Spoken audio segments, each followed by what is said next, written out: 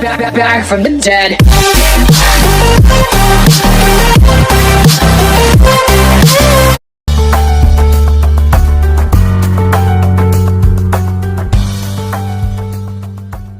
के इस video lecture में हम 10वीं कक्षा के गणित त्रिभुज के बारे में पढ़ेंगे।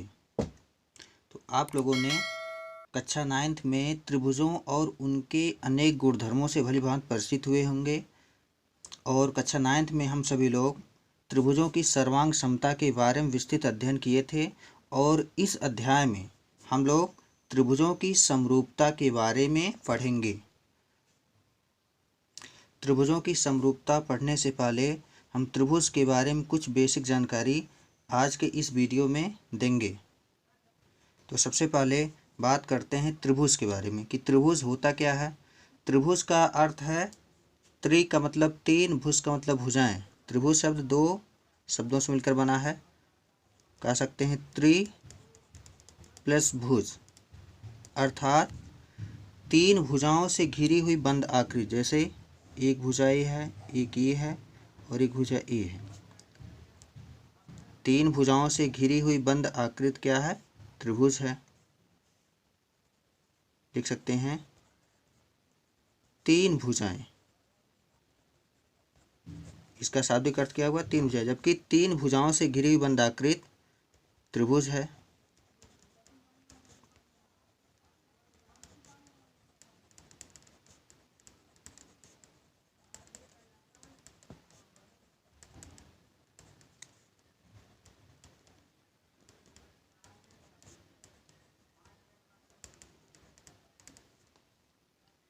इसमें हम देख रहे हैं कि तीन भुजाएं हैं। भुजाएं क्या है? ए बी जो भुजाएं हैं, ए बी, बी सी और सी ए, तीन भुजाएं हैं और तीन शीर्ष होते हैं। त्रिभुज में तीन शीर्ष भी होते हैं। शीर्ष क्रमशः ए, बी व सी हैं और तीन कोण होते हैं। कोण होते हैं, तीन कोण होते हैं। कोण ए, कोण बी और कोण सी। कोण ए को इस तरह से भी लिखा जा सकता है जैसे कोण बी ए सी या कोण सी ए बी, और कोण बी को लिखा जा सकता है कोण ए बी सी या कोण सी बी ए, और कोण सी को लिखा जा सकता है कोण ए सी बी या कोण बी सी ए। एक बार और फिर से बता देते हैं कि जो त्रिभुज होता है तीन भुजाओं से घिरी बंद आकृति होती है। ए बी सी सी ए, ये तीन भुजाएं हैं। एक भुजा ए है और एक भुजा ए है और एक भुजा ए है। तीन भुजाएं हैं और तीन शीर्ष हैं। शीर्ष कितने हैं? एक, दो, तीन। और तीन कोण हैं, जैसे कोण सी ए बी, ये वाला कोण है, और कोण ए बी सी, कोण बी है, और कोण बी सी ए या ए सी बी, ये कोण सी है। तो त्रिभुज का नियम ये भी है कि त्रिभुज के तीनों अंतः कोणों का योगफल 180 अंश होता है। ये नियम हम सब कक्षा 9th में पढ़ चुके हैं। कोण ए प्लस कोण बी प्लस कोण सी बराबर 180 अंश। ये त्रिभुज के अंतः कोणों का योगफल है।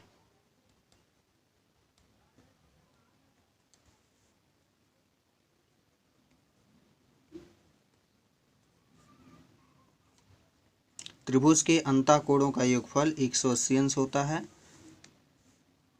अब बात करते हैं त्रिभुज के प्रकार। त्रिभुज का डिवीजन जो किया गया है दो आधार पर किया गया है, एक भुजाओं के आधार पर और एक कोणों के आधार पर। त्रिभुज के जो प्रकार हैं वो दो प्रकार के हैं। मुख्यतः दो प्रकार से इसका डिवीजन किया गया है। पहला डिवीजन जो है कोणों के आधार पर,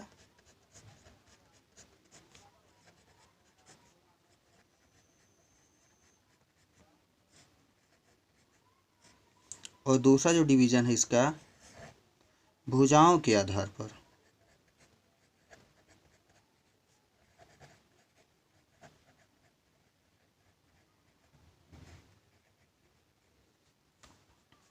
अब बात कर लेते हैं कोणों के आधार पर त्रिभुजों का डिवीज़न के बारे में। तो कोणों के आधार पर भी त्रिभुज 3 प्रकार के होते हैं। पहला हो गया समकोण त्रिभुज,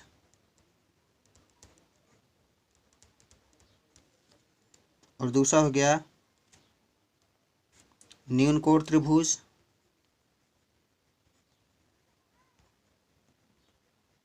और तीसरा हो गया अधिक कोण त्रिभुज।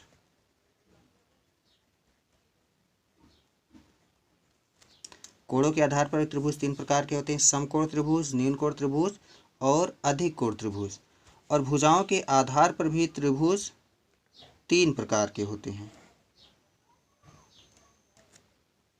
भुजाओं के आधार पर भी डिवीजन हम बता देते हैं। भुजाओं के आधार पर हो जाएगा समबाहु त्रिभुज,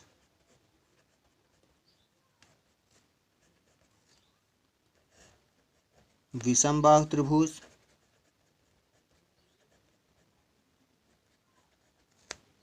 और ये हो जाएगा समद्विबाहु त्रिभुज।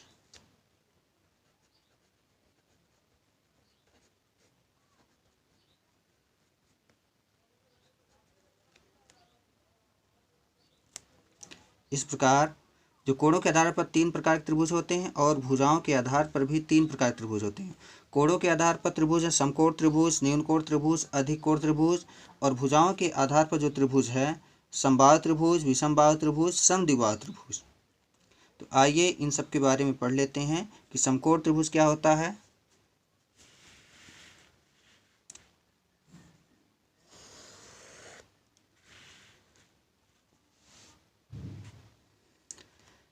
नंबर 1 पर समकोण त्रिभुज।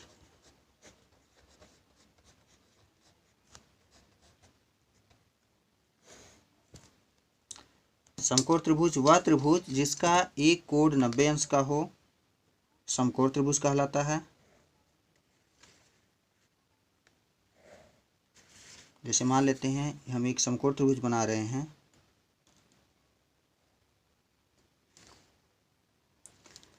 ये त्रिभुज है PQR, जो इसका कोण Q है या 90 डिग्री का है। तो वह त्रिभुज जिसका एक कोण 90 अंश का हो, जिसका एक कोण 90 अंश का हो,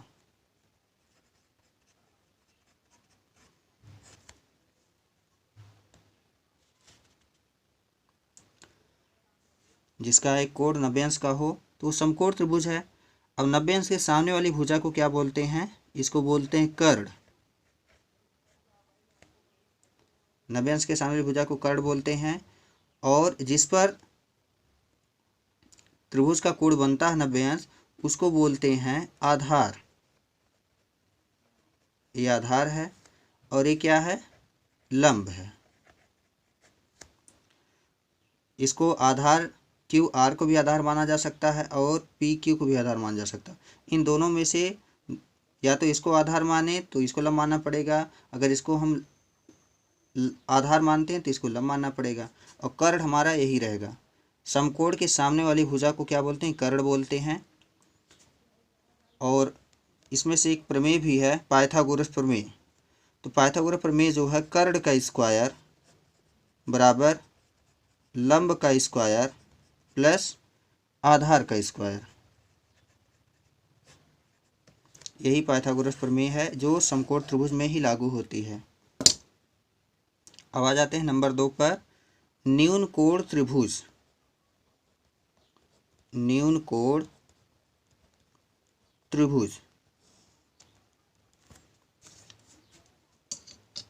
वह त्रिभुज जिसका प्रत्येक कोण 90 अंश से कम हो। त्रिभुज हम बना दिए हैं जिसका कोण ए, जिसका प्रत्येक कोण 90 अंश से कम हो, न्यून कोण त्रिभुज कहलाता है। इसको लिख सकते हैं प्रत्येक कोण 90 अंश से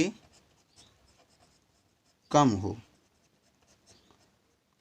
अर्थात वह त्रिभुज जिसका प्रत्येक कोण 90 अंश से कम हो न्यून कोण त्रिभुज कहलाता है। कोण A is less than 90 degree, कोण B is less than 90 degree, कोण C is less than 90 degree, अर्थात तीनों कोण जो होगा 90 अंश से कम होगा, तो वही जो त्रिभुज होगा वो न्यून कोण त्रिभुज होगा। अब आ जाते हैं अधिक कोण त्रिभुज। नंबर 3, अधिक कोण त्रिभुज। अधिक कोण त्रिभुज क्या है, आइए इसके बारे में पढ़ लेते हैं। तो अधिक कोण त्रिभुज वह त्रिभुज है जिसका एक कोण 90 अंश से अधिक हो, जिसका एक कोण 90 अंश से अधिक हो, अधिक कोण त्रिभुज कहलाता है। जैसे ए बी सी, यह एक त्रिभुज है और तीनों कोणों में से कोई एक कोण, जैसे कोण ए, कोण बी, कोण सी, तीनों कोणों में से कोई एक कोण 90 अंश से अधिक हो, या तो कोण ए 90 अंश से अधिक हो, या तो कोण बी 90 अंश से अधिक हो, या तो कोण सी 90 अंश से अधिक हो, अर्थात तीनों कोणों में से कोई एक कोण अगर 90 अंश से अधिक है तो जो त्रिभुज बनेगा वो अधिक कोण त्रिभुज होगा। तो इसमें हम देख रहे हैं कोण ए सबसे अधिक कोण दिख रहा है, तो जो ए वाला त्रिभुज बन रहा है इसको क्या बोलते हैं, इसको बोलेंगे अधिक कोण त्रिभुज। एक बार फिर से बता देते हैं कि अधिक कोण त्रिभुज वह त्रिभुज है जिसका तीनों कोणों में से कोई एक कोण 90 अंश से अधिक हो, तो जो त्रिभुज बनेगा उसे बोलेंगे अधिक कोण त्रिभुज। या तो कोण सी जो होगा ग्रेटर देन 90 डिग्री, या कोण A is greater than 90 degree, या कोण B is greater than 90 degree, अर्थात तीनों कोणों में से कोई एक कोण अगर 90 अंश से अधिक है तो जो त्रिभुज होगा वो अधिक कोण त्रिभुज होगा। अब आ जाते हैं नंबर 4 पर, समबाहु त्रिभुज।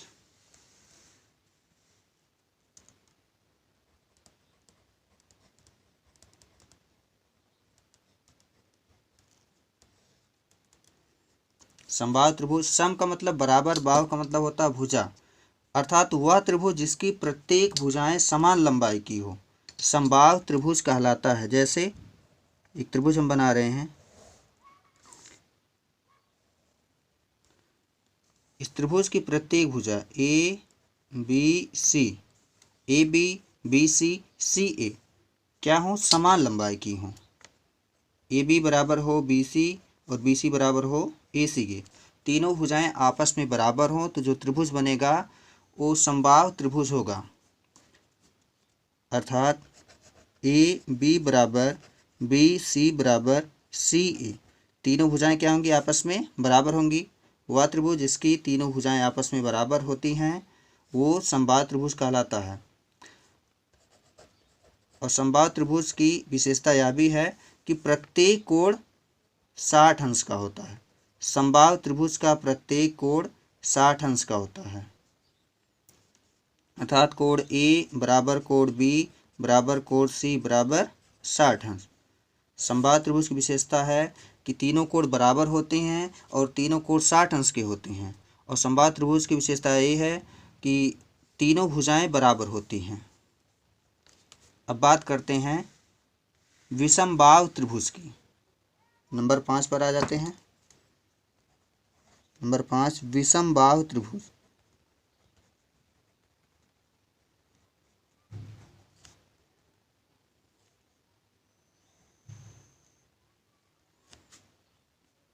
तो विषम बाहु, विषम का मतलब जो बराबर नहीं हो, बाहु का मतलब होता है भुजा। विषम का मतलब जो बराबर नहीं हो, बाहु का मतलब भुजा, अर्थात वह त्रिभुज जिसकी प्रत्येक भुजाएं असमान हों, जिसकी प्रत्येक भुजाएं असमान हो विषम बाहु त्रिभुज कहलाता है। जैसे एक त्रिभुज हम बना देते हैं PQR, PQR, इसकी प्रत्येक भुजाएं क्या है, बराबर नहीं है। भुजा PQ does not equal QR does not equal PR, अर्थात वह त्रिभुज जिसकी तीनों भुजाएं आपस में बराबर ना हो, वह त्रिभुज जिसकी तीनों भुजाएं आपस में बराबर ना हो, वो विषम बाहु त्रिभुज कहलाता है। जैसे मान लेते हैं ये भुजा 7 सेंटीमीटर है, यह 8 सेंटीमीटर है और यह 9 सेंटीमीटर है। हम देख रहे हैं तीनों भुजाएं क्या हैं, अलग अलग माप की हैं, इसलिए जो ये त्रिभुज है ये विषम बाहु त्रिभुज है। अब बात करते हैं समद्विबाहु त्रिभुज की। समद्विबाहु त्रिभुज क्या होता है उसके बारे में यहाँ पढ़ लेंगे। नंबर 6, समद्विबाहु त्रिभुज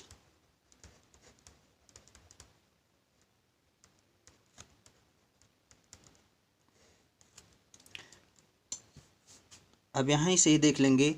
सम का मतलब बराबर, द्वि का मतलब होता है दो, बाहु का मतलब भुजा। समद्विबाहु त्रिभुज अर्थात वह त्रिभुज जिसकी केवल दो भुजाएं आपस में बराबर हों समद्विबाहु त्रिभुज कहलाता है। जैसे त्रिभुज हम बना दे रहे हैं ABC, समद्विबाहु त्रिभुज में जिसकी दो भुजाएं बराबर हों, AB बराबर AC, AB बराबर AC, तो इसलिए जो ये त्रिभुज है ये क्या है, समद्विबाहु त्रिभुज है। अर्थात वह त्रिभुज जिसकी दो भुजाएं केवल आपस में बराबर हों, कोई दो भुजाएं आपस में बराबर हैं तो जो त्रिभुज होगा वो समद्विबाहु त्रिभुज होगा। हम इसमें देख रहे हैं भुजा AB बराबर है भुजा AC की, तो यह जो त्रिभुज है क्या है, समद्विबाहु त्रिभुज है। अगर मान लेते हैं यह 8 सेंटीमीटर है और यह भी 8 सेंटीमीटर है और ये क्या है, मान लेते हैं ये 7 सेंटीमीटर है, तो हम देख रहे हैं ये भी 8 है, ये भी 8 है, AB बराबर AC, इसलिए जो ये त्रिभुज है ये समद्विबाहु त्रिभुज है। समद्विबाहु त्रिभुज की एक विशेषता ये भी है कि समद्विबाहु त्रिभुज की समान भुजाएं अपने सम्मुख समान कोण अंतरित करती हैं। एक बार फिर सुन लीजिए, समद्विबाहु त्रिभुज की सम्मुख भुजाएं, समद्विबाहु त्रिभुज की बराबर की सम्मुख भुजाएं अपने सम्मुख समान कोण अंतरित करती हैं। जैसे भुजा AC द्वारा अंतरित कोण क्या है, B है, और भुजा AB द्वारा अंतरित कोण क्या है, कोण C है, तो कोण B बराबर कोण C के होगा। इम्प्लाइज दैट कह सकते हैं कोण B बराबर कोण C होगा, और तीनों भुजाओं में से कोई दो भुजाएं आपस में बराबर होंगी तो वही त्रिभुज समद्विबाहु त्रिभुज होगा। जरूर नहीं है कि AB बराबर AC हो, AB बराबर BC भी हो सकता है। अगर AB बराबर BC होता है तब भी वह समद्विबाहु त्रिभुज ही होगा। इसमें हम माने हैं AB बराबर AC, तो ये समद्विबाहु त्रिभुज है। आइए त्रिभुज के बारे में कुछ विशेष जानकारी प्राप्त करते हैं। तो आ जाते हैं त्रिभुज की माध्यिका। त्रिभुज की माध्यिका क्या होती है, एक त्रिभुज बना रहे हैं, जैसे कोई एक त्रिभुज है, एक त्रिभुज मान लेते हैं ABC है, तो त्रिभुज की माध्यिका क्या होती है, तो त्रिभुज के शीर्ष से सम्मुख भुजा के मध्य बिंदु को जोड़ने वाला रेखाखंड त्रिभुज की माध्यिका कहलाता है। जैसे BC का मध्य बिंदु हम मान लेते हैं P है, BC का मध्य बिंदु P है, तो A और P को अगर हम मिला देंगे, इसका मध्य बिंदु है, इसका मतलब BC बराबर क्या होगा, BP बराबर होगा PC के, तो AP जो है इस त्रिभुज की माध्यिका है। त्रिभुज की माध्यिका सामने वाली भुजा को दो खंडों में विभाजित करती है, या त्रिभुज के एक शीर्ष से उसके सामने वाली भुजा के मध्य बिंदु को जोड़ने वाला रेखाखंड त्रिभुज की माध्यिका कहलाता है। अब इसी प्रकार शीर्ष B से भुजा AC के मध्य बिंदु मान लेते हैं यहाँ पर Q है, ये जो होगा प्राप्त होगा BQ भी एक माध्यिका है, और शीर्ष C से AB के मध्य बिंदु को जोड़ने वाली रेखाखंड मान लेते हैं आर। तो इसमें देख रहे हैं माध्यिकाएं एक बिंदु से होकर जा रही हैं, एक बिंदु से होकर जा रही हैं, अर्थात त्रिभुज की माध्यिकाएं संगामी होती हैं। संगमन बिंदु त्रिभुज का केंद्रक कहलाता है और केंद्रक को जी से निरूपित करती हैं, अर्थात बीपी बराबर पीसी होगा और क्यू सी बराबर होगा ए क्यू के और ए आर बराबर होगा आर बी के।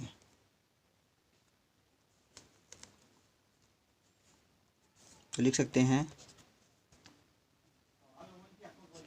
त्रिभुज के शीर्ष से सम्मुख भुजा के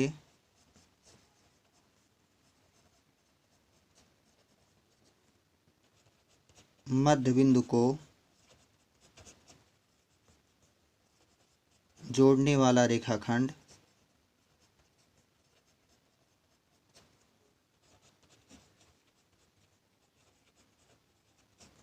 त्रिभुज की माध्यिका कहलाता है।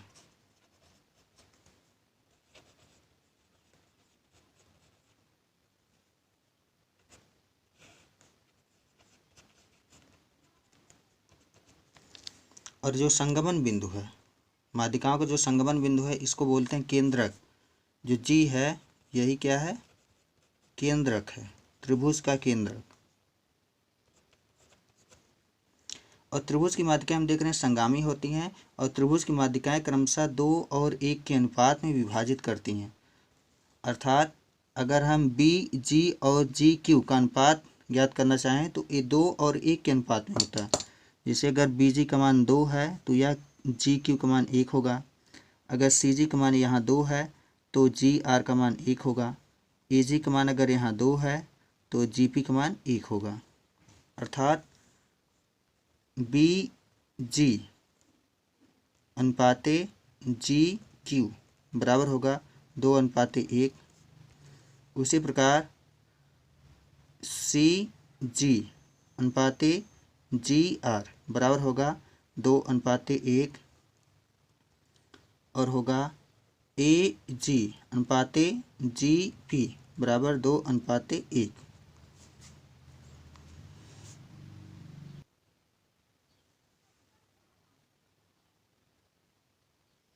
त्रिभुज के इस बेसिक लेक्चर में आज के लिए इतना ही और नेक्स्ट वीडियो में हम त्रिभुजों की समरूपता के बारे में पढ़ेंगे।